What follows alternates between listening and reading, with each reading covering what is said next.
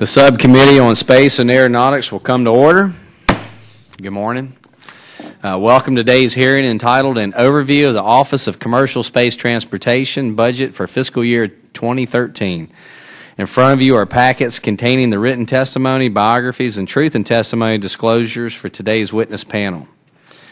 At this time, I recognize myself for 5 minutes for an opening statement. Welcome to today's hearing on the President's 2013 budget request for the FAA Office of Commercial Space Transportation. I want to thank our witnesses, Dr. George Nield and Capt. Wilbur Trafton, for joining us. I know that many people put in a lot of effort preparing for these hearings, and we appreciate you taking the time from your busy schedules to appear before the subcommittee. I also want to assure you that we greatly value your expertise and wisdom, and your testimony will benefit this committee in the weeks and months ahead as we endeavor to better improve the policies that will guide our nation's evolving commercial space program. The Office of Commercial Space Transportation, known as AST, has successfully licensed over 200 launches since 1984 without loss of life, serious injury, or property damage to the general public, which is a notable record in this inherently risky business.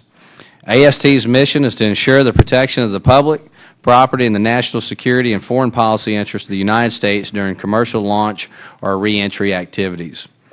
Currently, AST has 14 active launch licenses and 8 spaceport licenses and is working with SpaceX and Orbital Sciences for the upcoming NASA COTS and commercial resupply service missions.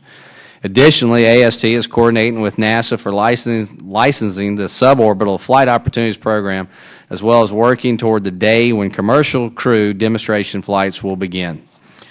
The AST budget proposal for fiscal year 2013 includes a 2% increase, which is intended to allow AST to double the number of staff and field offices in anticipation of potentially up to 40 launch and re-entry operations in 2013. This significant increase reflects several launches for ISS cargo resupply and long-anticipated flights in the suborbital tourism market. The recently passed FAA reauthorization bill includes an extension of the regulatory moratorium on commercial human spaceflight systems to October 2015. It is my hope that FAA will use this time to engage with industry stakeholders on its regulatory approach and licensing standards to prepare the path forward for a proposed rulemaking. It is also critical that a delineation of roles and responsibilities among FAA's various offices be clearly articulated to ensure that industry won't be hindered by duplication or ambiguous requirements. With these developments in mind, I do have some concerns with NASA's use of Space Act agreements, inasmuch as they cannot impose safety requirements on program participants. And considering that FAA will not be able to promulgate human spaceflight regulations for several years, I realize that AST has a significant amount of work ahead as it endeavors to align its regulatory approach with evolving industry approaches to safety, all the while having to comply with the moratorium. We will be closely monitoring the collaboration between FAA and NASA in this area to ensure these agencies avoid conflicting or duplication of responsibilities while balancing authority for commercial space operations on NASA missions. I am pleased to note that AST is working closely with range partners at the Wallops Flight Facility, the U.S. Air Force at the Eastern and Western Ranges, and NASA offices at Johnson Space Center and Kennedy. These relationships help accomplish our national objectives to further NASA priorities with commercial space industry support. AST also carries the dual mission to encourage, facilitate, and promote the U.S. commercial space transportation industry. While I trust that safety is the highest priority for this agency, I would like to better understand how AST balances this dual mission. This is especially important when evaluating the responsibility that AST shares with the Aviation Safety Branch of the FAA on newly developed hybrid vehicles that will share the national airspace system with transport and general aviation aircraft. The AST budget also proposes funding for the Center of Excellence for Commercial Space Transportation, described as a cost-sharing partnership of academia, industry, and government entities focusing on research of primary interest to AST and U.S. commercial space industry. The Center of Excellence is a consortium of 8 universities. While it has been funded for the past 2 years from the FAA's R&D account, AST now plans to include this $1 million operation to its base budget. I am happy to see this office engage with the best and brightest minds in our universities, and I look forward to learning more about research projects, outcomes, and contributions the consortium is achieving to help advance the role of commercial space.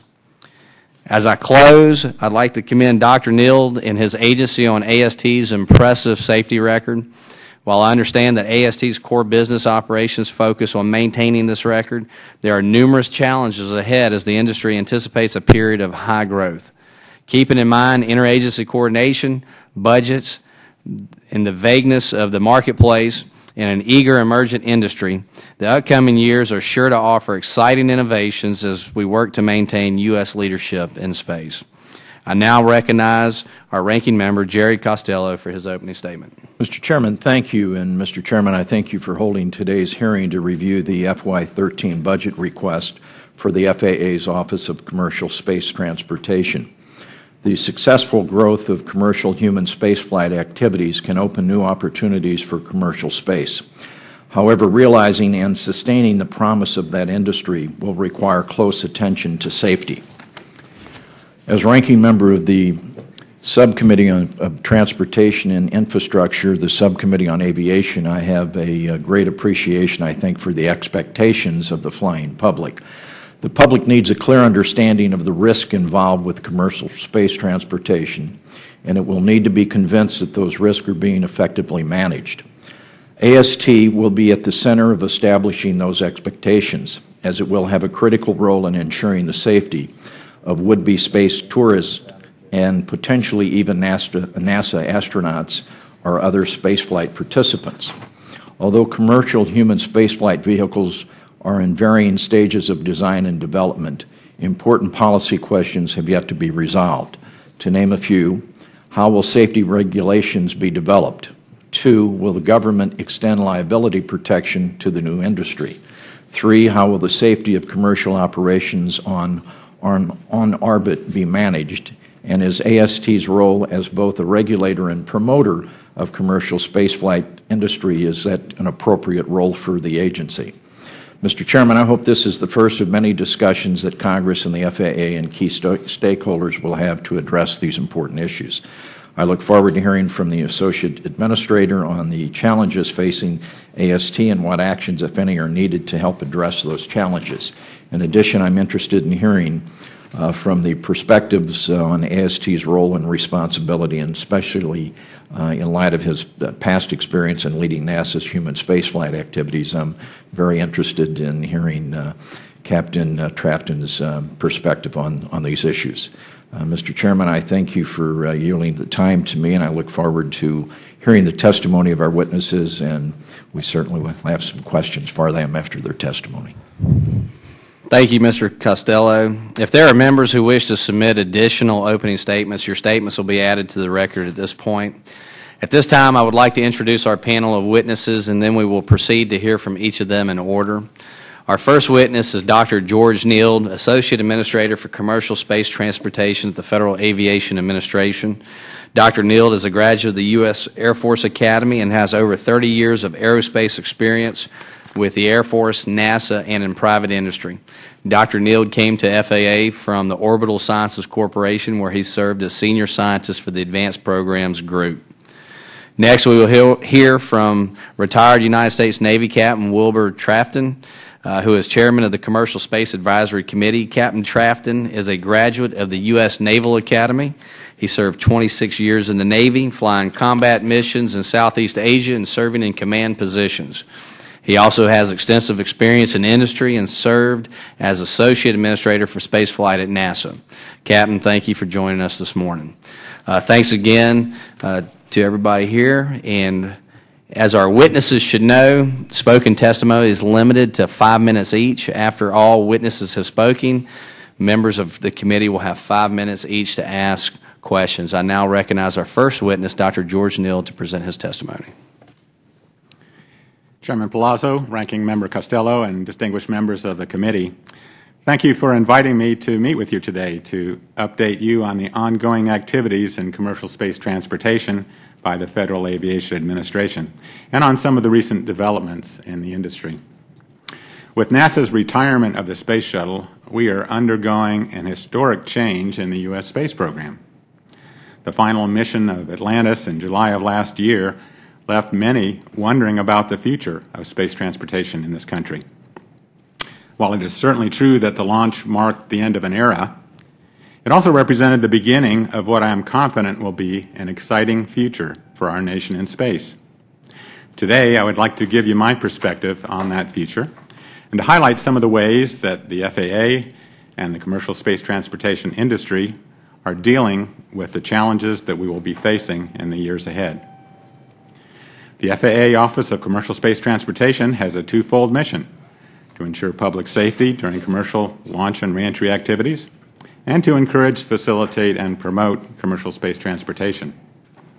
To carry out our safety responsibilities, we develop and issue regulations, grant licenses, permits, and safety approvals, and conduct safety inspections during each and every licensed or permitted launch. We are also responsible for licensing the operation of launch and reentry sites, or spaceports as they are popularly known. Since 1996, we have licensed the operation of 8 different spaceports around the country. I'm very proud of the men and women who work in our office and of our outstanding safety record. Since 1989, we have licensed 205 launches without any loss of life, serious injuries, or significant property damage to the general public. Currently, as you know, the U.S. must rely on other nations to deliver supplies to our astronauts on board the International Space Station. Over the next several months, 2 different American companies, SpaceX and Orbital Sciences Corporation, are planning to demonstrate their ability to take on that responsibility. Those missions will be licensed by the FAA, and we are working closely with both companies and with NASA to ensure their success. While it may well be several years before we see U.S. rockets carrying people again all the way to orbit, there is plenty of work going on right now that is aimed at ending our reliance on foreign entities to transport crew members to and from the International Space Station.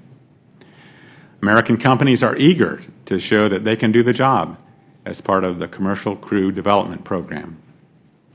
The FAA is working directly with the interested companies and with NASA to ensure public safety during those launches whenever they take place.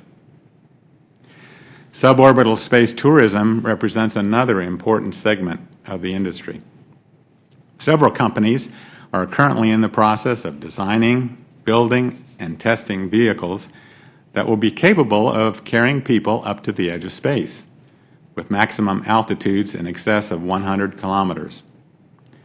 Based on market studies, we expect to see this type of activity result in a billion-dollar industry within the next 10 years. To support these and other activities, the President's FY 2013 budget request for our office is $16.7 million, which provides for the equivalent of 73 full-time employees. Our FY 2013 request represents an increase of $429,000 over our FY 2012 enacted budget. Based on industry launch manifests and planned flight test programs, we are forecasting a significant increase in launch and reentry operations in 2013. We are already performing initial safety analyses for some of the new launch systems that are planned to be operational next year. The FAA stands ready to support our future in commercial space transportation. With your help and leadership, that future will not only inspire the nation, it will also create new jobs, produce new technologies, and expand our reach into the universe. Again, I'm honored by this opportunity to come before you today, and I look forward to answering any questions that you may have. Thank you, Dr. Nield. I now recognize Captain Trafton for 5 minutes to present his testimony. Thank you. Is that better? Thank you, Chairman Palazzo, Congressman Costello, and members of the subcommittee. I appreciate the invitation to participate in this hearing today regarding the FAA AST budget request for 2013. I'm here in my role as chairman of the Commercial Space Transportation Advisory Committee. As you know, COMSTAC provides information, advice, and recommendations to the administrator of the FAA within the Department of Transportation on critical matters concerning the U.S. commercial space transportation industry. COMSTAC membership is made up of senior executives from the commercial space transportation industry, representatives from the satellite industry, both manufacturers and users, state and local government officials, representatives from firms providing insurance, financial, and legal services for commercial space activities, and representatives from academia, space advocacy organizations, and industry organizations. We meet twice a year in May and October in Washington, D.C. in a public forum. The primary goals of this committee are to evaluate economic, technological, and institutional developments relating to the U.S. commercial transportation industry, provide a forum for the discussion of problems involving the relationship between industry activities and government requirements, make recommendations to the administrator on issues and approaches for federal policies and programs regarding the industry. The commercial space industry represents the spirit and roots of America, exploration and entrepreneurship. The commercial industry plays an important role in stimulating investment in infrastructure and creating opportunity, jobs, and ultimately a U.S. capability, increasing value to the U.S. taxpayer. This role is increasingly important as commercial space passenger travel emerges as a new business. I'm not going to read the rest of the statement. I thought the questions that were asked of me in the letter, invitation letter, are right on the mark, and I have answered them as you can see to the best of my ability, the committee's ability. A few wrap-up remarks.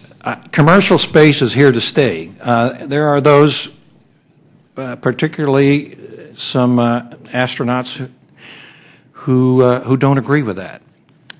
And everyone's entitled to their opinion. I found it interesting on 60 Minutes Sunday night that they only chose 2 astronauts who don't like commercial space and didn't choose a couple who feel the other way. Some areas requiring immediate action, and this is from COMSTAC, and I'll be prepared to answer your questions and discuss these with you. Cooperation with NASA. Regulations, cargo missions, crew missions, who regulates, who operates, AST resources. Does AST have the resources to handle the workload that's coming? And there is an increase in workload coming. Indemnification, it has to be extended at least for a year. On balance, that's the best thing for the industry, for the country, and we COMSTAC would just like to get that behind us as soon as possible. On-orbit authority, I think the committee, I understand where the committee is coming from, but everybody in the room needs to understand that once on-orbit authority is given, AST isn't going to be able to suddenly step up with regulations, policies. It's going to be several years before AST is up to speed and regulating the industry. Export controls need some work, and I'm prepared to discuss that. I think that the entrepreneurs that are working the suborbital world are doing a great thing for our country. And I will say U.S., Russia, China, and the SpaceX, if you watched the other night, think about that. 3 countries and 1 U.S. company have put a capsule up and then brought it back to Earth. That completes my remarks, sir, and I'm ready to answer your questions. Thank you, Captain Trafton. Thank the panel for their testimony. Reminding members that committee rules limit questioning to 5 minutes. The chair will at this point open the round of questions. The chair recognizes himself for 5 minutes. Dr. Nield, this is basically a 3-part question. What will be AST's approach to regulating orbital and suborbital crew launch systems? How will AST's regulatory regime differ from requirements NASA imposes on launch systems that may be contracted to carry NASA astronauts? And finally, will AST's approach distinguish between orbital and suborbital launch systems, or will it be the same basic set of requirements? And I'll go back. To the first question, or first part, what will be AST's approach to regulating orbital and suborbital crew launch systems? Thank you, Mr. Chairman. Our approach for overseeing the launches that we have coming up consists of looking at both the impact on public safety and the impact on crew members and spaceflight participants. In terms of the public safety, we have our regulatory framework in place today. We have a good safety record. We have a licensing and permitting scheme that we believe has done a good job of ensuring their continued safety. What's new, as you point out, is carrying people on board these rockets. And we have some very top-level regulations which Congress asked us to develop following the Commercial Spaceflight Amendments Act of 2004. However, in conjunction with that legislation and the recent FAA authorization, we were asked to hold off on additional regulations that were designed to ensure the safety of crew members or spaceflight participants until, as you mentioned, on October 1st, 2015. So our approach at this point is to continue to work with industry, with NASA, and with other key stakeholders to understand what kinds of things would make sense for a regulatory environment so that when the learning period is over, when we've gained additional experience in these types of flights, that we would be prepared to put in place a regulatory system that is rational, it would maximize our safety, and would not be a burden to the industry. In terms of what's different with NASA, NASA is free to impose whatever requirements it believes are appropriate for its NASA astronauts, and it can do that through the contracts that it lets with industry. Our focus today is on public safety. We want to work with NASA, though, to make sure that none of our requirements are either conflicting or otherwise confusing the requirements that NASA wants to put in place. That will be very important to ensure that the government is consistent in its requirements. In terms of the differences between orbital and suborbital, our basic approach is the same, but because those environments are so different, I think we have the opportunity to be a little bit more methodical with suborbital spaceflight. That is a lot more like aircraft flight test, where you're expanding the envelope. You can take it flight by flight, step by step, in terms of the speeds and the altitudes, and the amount of time that the crew and spaceflight participants are exposed to the hazards of space is relatively short. For orbital flights, once you've left the pad, you're going, and it's probably going to be days or even weeks that you're exposed to that harsh environment. So I think it'll be very important that we have a good sense of requirements as we come up on orbital space flight. The suborbital flight, I think the framework that Congress has put in place with informed consent and a step-by-step evolutionary process will be very adequate.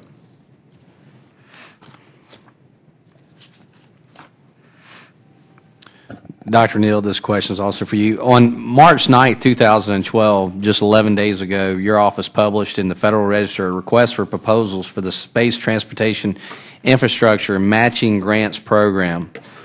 How would your office fund grant applications given there's no funding identified in fiscal year 2012? I believe that the Spaceport Matching Grants Program is a very effective program. We have given $500,000 in each of 2 years, in 2010 and 2011. The first year was specifically at the direction of the Congress. Last year and potentially this year, if we give out those grant funds, it would be basically taking out of our hide in terms of the amount that we already have available.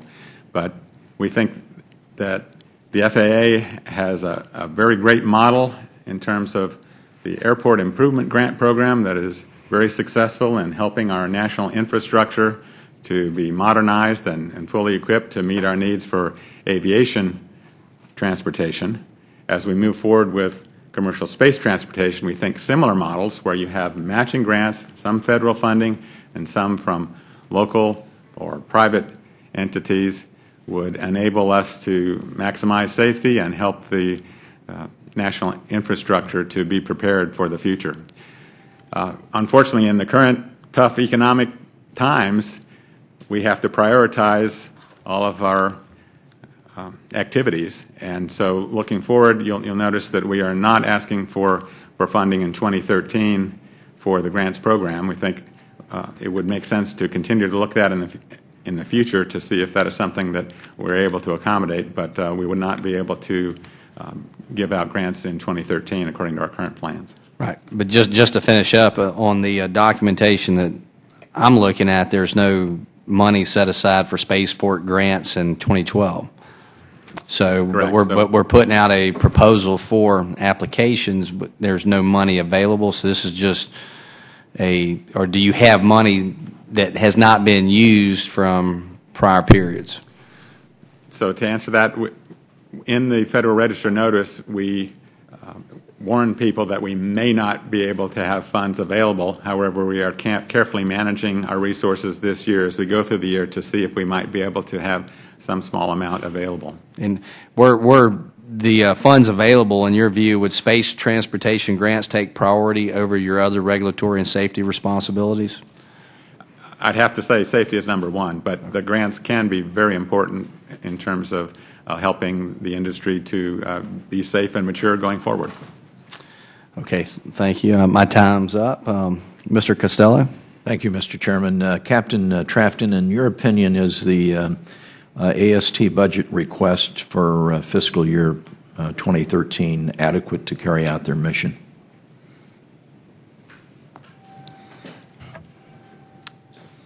Mr. Costello, yes, sir, I think it is. As I mentioned, we see a tremendous workload coming for AST. When one looks at the suborbital and orbital flights on the horizon, and yes, I know that the numbers aren't there if you look back, but if you look forward, they certainly are there. And just some companies, suborbital, are talking about flying 30 times a year. And when you put that package together and you look at all the pre-license issue work that needs to be done to lay the groundwork and the meetings, and then finally issue the license, and then follow the license, issuing a license isn't the end of their activity. So I think it's extremely important that AST be funded to do to perform their regulatory role, and I absolutely think that their budget request for 2013 is justified. In your opinion, what should AST's priorities be for fiscal year 13? Well, Dr. Nield has already said it. The priority is safety, always.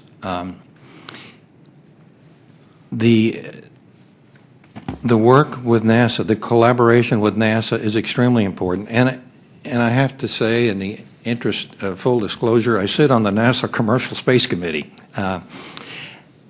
And it's gotten very interesting. We never meet now on this committee or that committee that we don't talk about the relationship between NASA and the FAA. And it's interesting that we are of one opinion on both sides. The FAA will be the regulatory agency for crew and cargo missions, suborbital and orbital. Yes, we need to work the hard details with NASA, but that's a given from these two committees. Again, just looking forward, I can count 40 flights right on the horizon. 5 traditional EOVs, 5 cargo to ISS, 20 suborbital research, and 40 and 10 Virgin Atlantic, for example, tourist flights. So there's 40 right on the horizon. So I think they need to be plussed up. Thank you. Dr. Nield, you made mention that in the FAA reauthorization, in the act that was passed recently, the reauthorization, it postpones AST's ability to regulate until October of 2015. But there is a statement, of course, that is attached to that does not prohibit AST from moving forward. So I guess my question is, What is AST doing at the present time regarding the authority that the reauthorization bill gives you? So we are still looking at that legislation and discussing it with our council to understand exactly what we can and cannot do. We very much appreciate the guidance from Congress that encourages us to work with industry, because we believe that is very important to get these regulations correct. In terms of what we're doing right now, frankly, we are going through line by line all of the extensive requirements that NASA has developed for its own human rating requirement set, and we are looking at which of those would be applicable to non-NASA missions. And we're going through for each discipline and trying to understand what would that look like if we weren't supporting NASA for the International Space Station. So that's a work in progress. The worst thing that could happen, I think, would be for us to just sit back and when an accident occurs, we would scramble around and try to put some regulations in place. That is not the right solution. So it's very important that we work with all the stakeholders, industry, NASA, and the other interested parties now to start developing what that regulatory framework would look like. And when it's right, then we'll be ready to go forward. Thank you. Finally, Captain Trafton, you make mention in your statement about recommendations for government and industry to share information and transparency, how important it is. I'm pleased to hear you say that NASA and the FAA are working close together. On my other hat with the Subcommittee on Aviation, Transportation, and Infrastructure, we had a problem when it came to trying to get agencies to work together concerning NextGen. And not always did we have the cooperation, not only of the agencies working together, but the stakeholders working together. So I guess my question to you is, do you have a model in mind for a system to exchange data between the governmental agencies and industry? No, sir. The short answer is no, I don't have a model in mind. We have discussed this subject at length within the COMSTAC.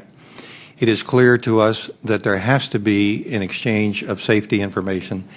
AST has a lot of safety background, experience, information that they can share, as does NASA. So we know it's there. We know they need to share it. We have talked about it in our recommendations to Dr. Nield, but we don't have a model yet. Well, I hope sooner rather than later that there is a model that is developed. And as I said, I think as far as transparency and governmental agencies working together with private industry concerning NextGen, we had some bumps in the road early on, but I think many of those have been worked out. So I hope we don't repeat that regarding this program. So with that, Mr. Chairman, thank you. The chair now recognizes Mr. Brooks from Alabama. Thank you, Mr. Chairman. Dr. Nield, I'm looking at committee staff notes, and they say, quote, AST issued its first launch license in 1989 and since then has licensed 205 launches with no fatalities, serious injuries, or significant damage to the uninvolved public, end quote. Is that an accurate statement? Yes, it is, Mr. Brooks. And then they also give me notes that state that, quote, during the previous year only one launch license was issued, end quote. Is that correct?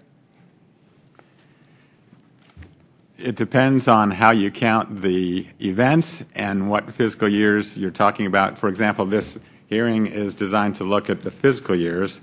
So if we look at the last fiscal year, 2011, then we had actually 5 launches, of which 3 were licensed and 2 were permitted. So we have all of those numbers available and can answer which particular question that you had in mind.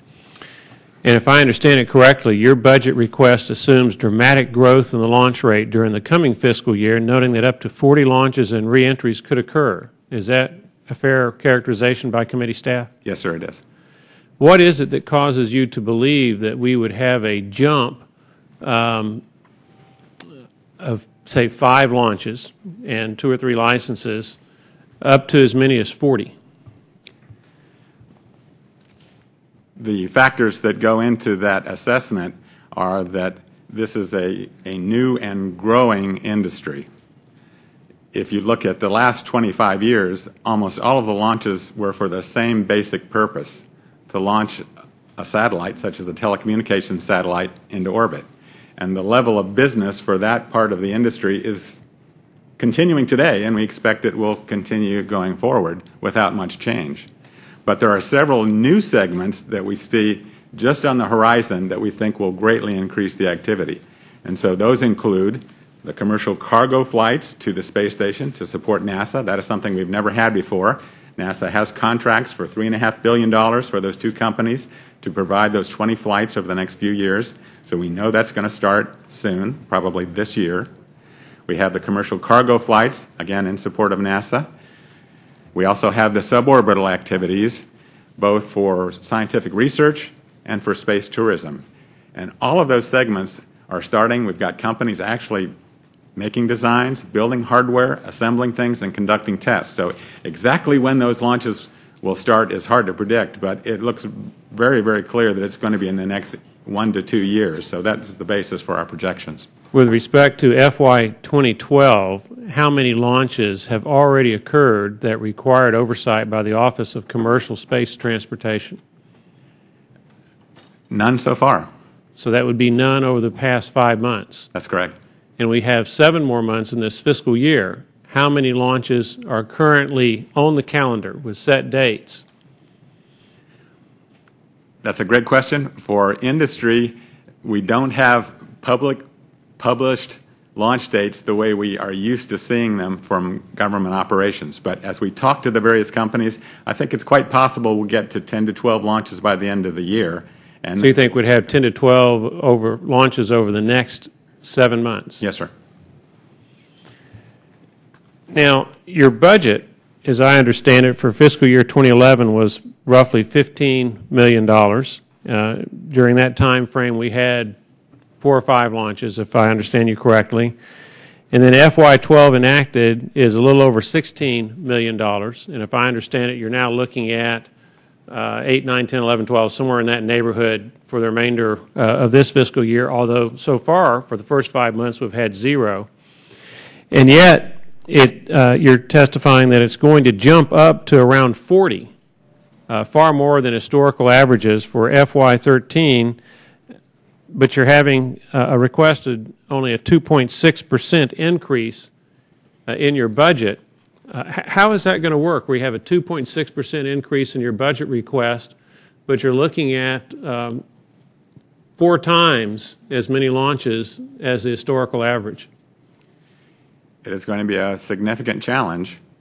The way we hope to accomplish that is by working efficiently, by using this time when we've had few launches to set up the organization, to do training, to develop policies, to be ready to go so that when the activity starts to build, we're prepared to do that. There are many different metrics that go into deciding how many resources we really need to accomplish the job. Launches is one of those, but there are other things too. How many applications for licenses? How many for permits? How many field offices do we have? How many regulatory rulemaking activities are underway and so forth? So we've tried to develop a staffing model that will help us get a sense for that, and we're starting to use that to provide our request to the committee. Thank you, Dr. Nield. And if the chairman will excuse me, I've got a concurrent Armed Services Committee meeting. Thank you. The chair now recognizes Ms. Edwards from Maryland. Thank you, Mr. Chairman, and thank you, gentlemen, for your testimony. In a couple of iterations on this subcommittee, I've had questions regarding liability and indemnification for commercial space launch, and so I want to focus on that for the time being. Dr. Nield, the government industry shared liability and indemnification regime for commercial launch systems, whether that's unmanned satellite launches or ones that could carry passengers under the Commercial Space Launch Amendments Act, is set to expire on December 31st of this year. What, if any, changes to the regime are needed in light of the evolution of commercial space transportation? That's an excellent question. With your permission, I'd like to just talk a little bit about indemnification itself. Because just remember that I only have 5 minutes, so thank you, though. Okay, so this is a very important question. Perhaps we can discuss it in further questions. To get right to the issues that you're asking about, the recommendations that COMSTAC, for example, has made relating to indemnification are that we consider having it renewed for more than a few years, perhaps 10 years, or even making it permanent, and lifting the cap, which is currently $1.5 billion. So those are the specific changes that have been proposed that could improve the system. But I think in general, we definitely need to extend the regime, and there are a number of reasons for that, which I'd be happy to discuss further later. Well, let me just ask you that, and I apologize. I don't mean to cut you off. We just get these time limits, and it drives us crazy. But I'm curious as to where the liability should be, because let's just separate unmanned from missions that would carry crew. Isn't it true, though, that one part of that industry is fairly mature in terms of the technology? So why is it that on the commercial side, the taxpayers should basically enjoy pretty much all the risk, and the companies engaged in the activity bear really not a lot of the risk? I would say that that would not be an accurate representation of the current situation. So if you go back to the terminology itself, the word indemnification really does not explain what the regime is that Congress has put in place. A more accurate assessment would be to call it a conditional payment of excess third-party claims. Now, briefly, what does that mean? It's conditional. Congress would have to appropriate funds after an accident before it would happen. It doesn't happen automatically.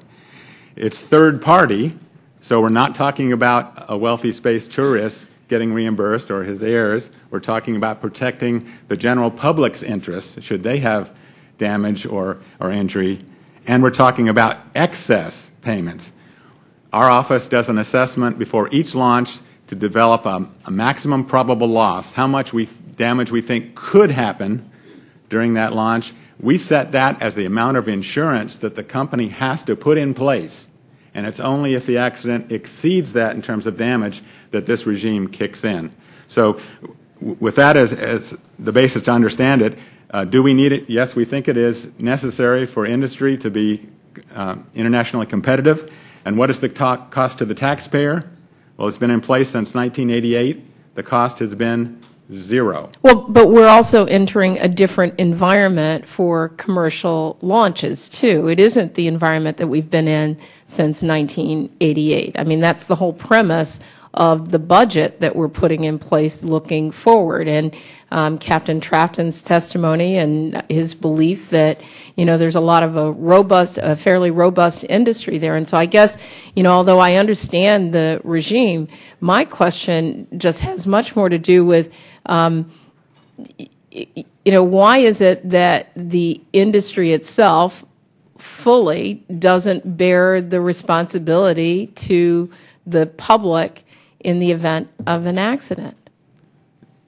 So I think it would be appropriate for Captain Trafton to respond, but my assessment is this is a shared risk regime on purpose because of the high risk and the potential high damage that is involved. Captain Trafton? Yes, thank you, Ms. Edwards. First of all, as I stated earlier, COMSTAC would be perfectly happy if the Congress would extend indemnification for another year, and then let's work the fine details. But we need it, and we need it to be competitive internationally. Everybody else has this. It's on balance. It's good for the United States. It's good for the U.S. industry, and it makes our industry competitive. And without it, our industry will suffer. Russia takes care of theirs. Europe takes care of theirs. China takes care of their launch providers. We need to do the same. Thank you. Thank you, and also for the subcommittee's personal knowledge, we are going to be having a hearing on indemnification in late spring, latter half of May, and we're hoping to have the GAO, who's conducting an extensive analysis of the market right now, to be able to come be one of our witnesses. So, at this time, the chair recognizes Mr. Robacher from California. Yes, thank you very much. Just a little bit on limited liability, which of course is, I think, a very serious issue and should be discussed, but we should put this in perspective to new and developing industries as well as industries that we have. There is certainly limited liability has been put in place for the nuclear industry, and we are about to step into a whole new era of nuclear power plants that are totally safe and will save our country. I mean, they will. But we would never reach that stage if the early part of developing that industry, if there wasn't limited liability. Let me note we have limited liability for aviation, for our airlines and other airlines in the development of the airline business. That too, I think we can be proud that we have come so far so quickly in the field of aviation. And let us also note that if we don't want the government to run everything, the government has limited liability. I mean, everything it does. And you'll have to correct me if I'm wrong, but I don't believe NASA can be sued, and it's part of the United States government. So if we don't look at limited liability as something that's part of what we want to do to develop this new commercial industry, which will save the taxpayers enormous amounts of money, limited liability has to be part of that discussion. I was, of course, here, and I'm the author of the Commercial Space Launch Amendments Act of 2004, and I'd like to note that we created the moratorium that we have on these restrictions on new restrictions to the industry to give the industry 8 years not only to develop and design, test, and evaluate new systems, but also to gain significant flight experience. In addition, we designed this learning period to give ample time for the FAA to understand these systems and create needed regulations based on real data, not on speculation. At that time, if we'd gone right into it, we'd have been creating regulations and setting down the ground rules for things we didn't even know about yet, because no one had ever done them. So what we need to do is to make sure that when we do get into this field, and I know there's an extension now of 3 more years, we haven't progressed as much as we thought we were going to. But after 3 more years, let's make sure in these years we get the data we need to make sure that regulation that is justified and the structure that these private companies can operate on, that we set up something that's workable and safe. And if it's not safe, it's not workable. We know that. And can you, just to get down to some of the maybe things we might be doing, do you see NASA as a regulator of commercial launch systems, even in a situation when NASA is not the customer, doesn't bear any relationship to the economic deal that's being made? We're working very closely with NASA, but in discussions with NASA leaders, NASA recognizes that they are not set up as a regulatory organization. That is the proper role for the FAA or similar agency. NASA has a lot of experience, a lot of expertise, and they're doing some great things, especially in exploration. Right. NASA has NASA has the leading role to play in space exploration. NASA has a leading role to play in pushing us and pushing back the frontiers. I don't see NASA as playing a leading role in regulating the economic activities of other entities in space. There is a significant difference between the regulatory mission of AST protecting the uninvolved public and the regulatory mission of most of the rest of NASA, FAA.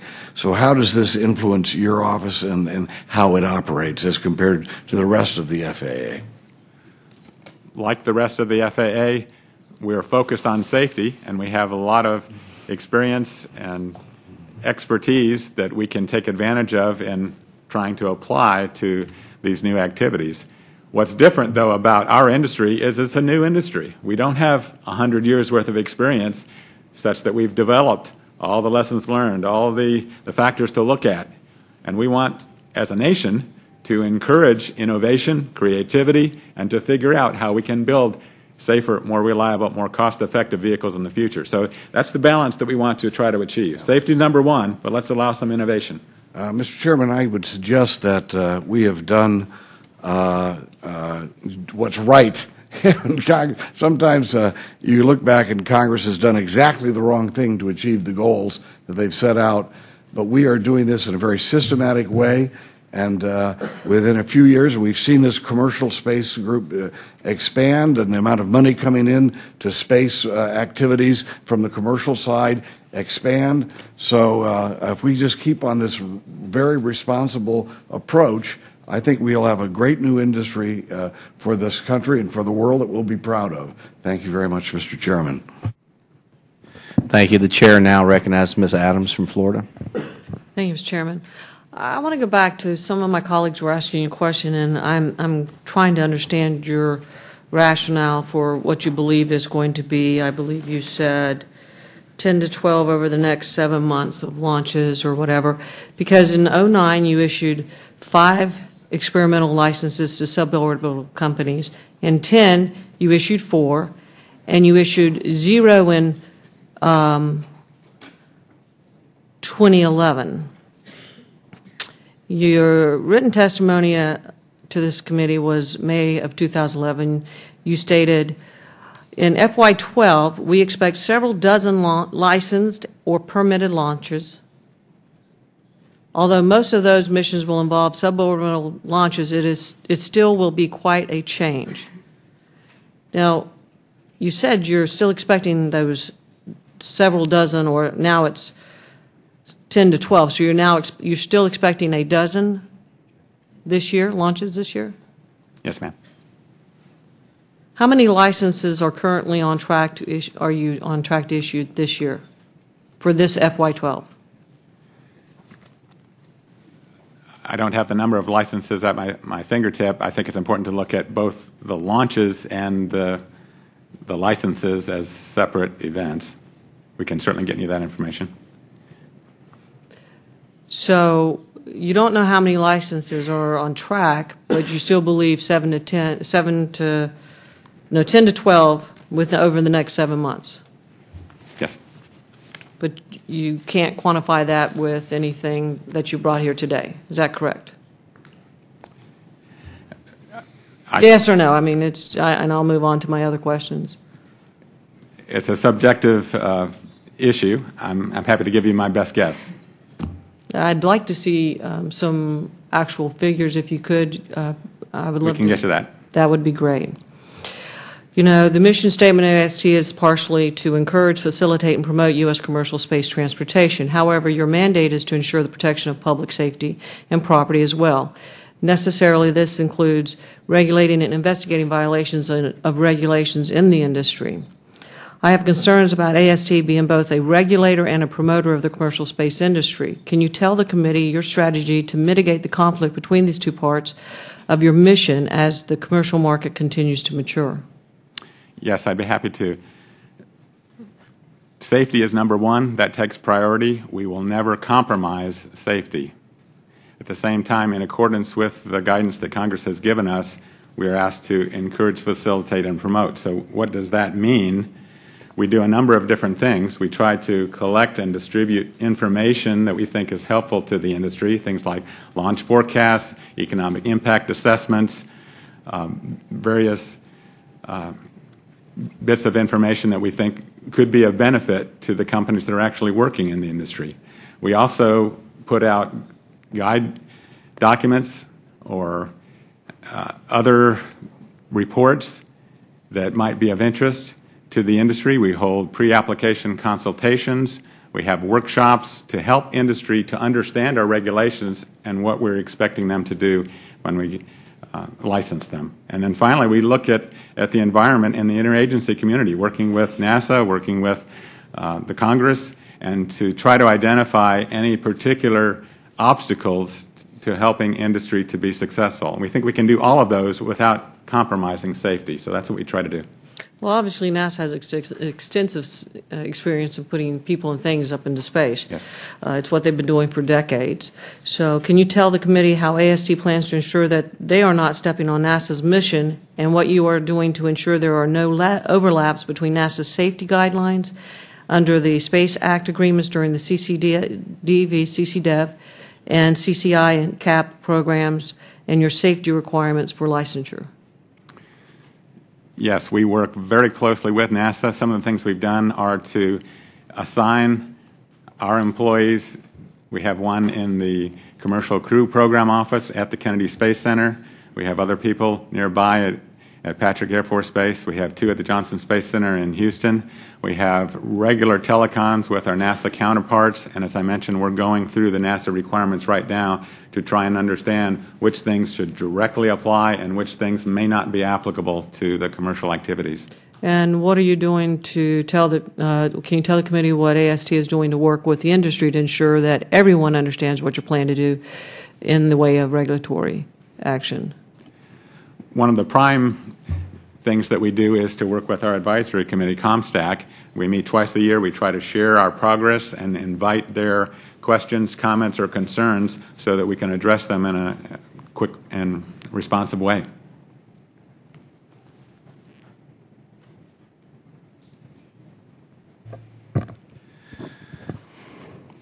Thank you. At this time, we're going to move into a second round of questions. Mr. Costello. Mr. Chairman, thank you. Captain Trafton, let me ask you about the dual role that the AST has as both regulating and promoting the industry.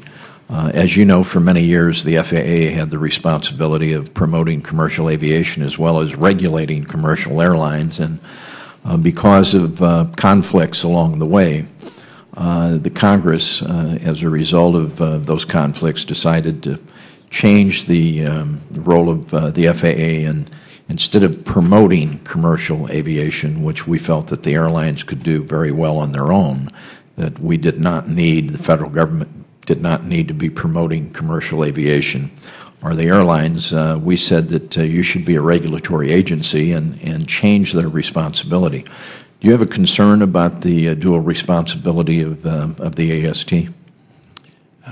Mr. Costello, at this time I don't. I don't see a conflict today in those two roles. In industry, you've heard that the industry, I think, can use the help from AST today. In fact, they sponsor in cooperation with AIAA an annual conference, which was just held here in February. Very well attended, great exchange of information. Those kinds of events are good for the industry. Now, down the road, when the industry is more mature, absolutely we should probably take a hard look at whether or not AST should be promoting commercial space. Thank you. Thank you, Mr. Chairman.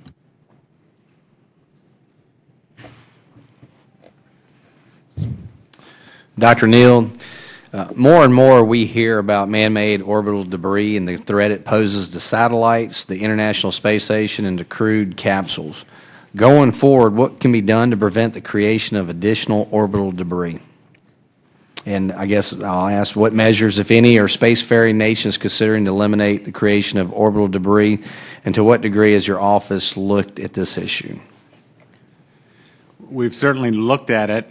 However, as you know, we actually do not have on-orbit authority today. Our congressional authority is restricted to launch and reentry. However, because the on-orbit phase is why you're doing the mission, it's important to understand what's going on. There have been a number of international discussions about proposed guidelines of what altitudes are appropriate for various satellites, if there are certain lifetimes that should be enforced. But we currently do not have requirements in place today for our commercial providers along those lines. Some of the things that you can do would be to carefully select the orbits that you're planning to fly to. Once the mission is complete, you could look at either re-entering the satellite or boosting it up to a higher altitude so that you're not clogging up that orbital altitude with debris and used up satellites.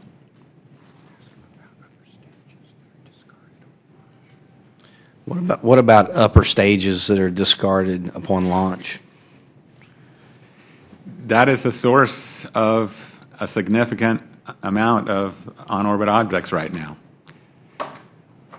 Okay. Ms. Edwards, you have a question?